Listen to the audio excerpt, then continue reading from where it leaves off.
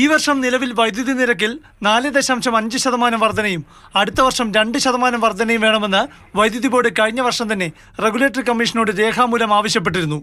എന്നാൽ വരവ് ചെലവ് കണക്കുകൾ കൂട്ടിക്കഴിച്ചാണ് ശുപാർശ പുതുക്കി സമർപ്പിച്ചത്. ഇതിൽ പ്രധാനം വേനൽക്കാലത്ത് പ്രത്യേകമായി താരിഫ് വേണമെന്ന ആവശ്യമാണ്. 2024 ജനുവരി മുതൽ 2025 മെയ് വരെ യൂണിറ്റിന് 10 പൈസ അധികമായി ഉപഭോക്താക്കളിൽ നിന്ന് പിരിക്കാൻ അനുവദിക്കണം. നിലവിലെ താരിഫ് 30 പൈസ വർദ്ധിപ്പിച്ച് പുതുക്കുകയും വേണം.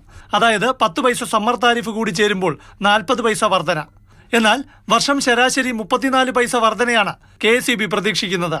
കഴിഞ്ഞ വർഷം യൂണിറ്റിന് 41 പൈസ വർധന ചോദിച്ചപ്പോൾ 20 പൈസ വർധനയാണ് റെഗുലേറ്ററി കമ്മീഷൻ അനുവദിച്ചത്.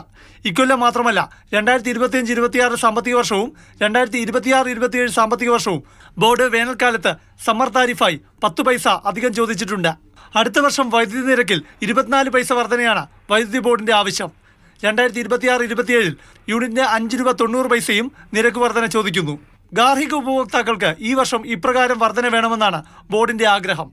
ആദ്യ 50 യൂണിറ്റ് വരെ വർധന 10 പൈസ, 51 യൂണിറ്റ് മുതൽ 100 യൂണിറ്റ് വരെ വർധന 20 പൈസ, 101 യൂണിറ്റ് മുതൽ 150 യൂണിറ്റ് വരെ 20 പൈസ, 151 യൂണിറ്റ് മുതൽ 200 യൂണിറ്റ് വരെ 25 പൈസയും 201 യൂണിറ്റ് മുതൽ 250 യൂണിറ്റ് വരെ 30 പൈസയുമാണ് വർധന ആവശ്യപ്പെടുന്നത്.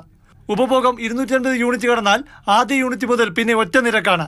500 യൂണിറ്റ് വരെ ഉപയോഗിക്കുന്നവർക്ക് 30 പൈസ വർധന വേണമെന്നാണ് ആവശ്യം.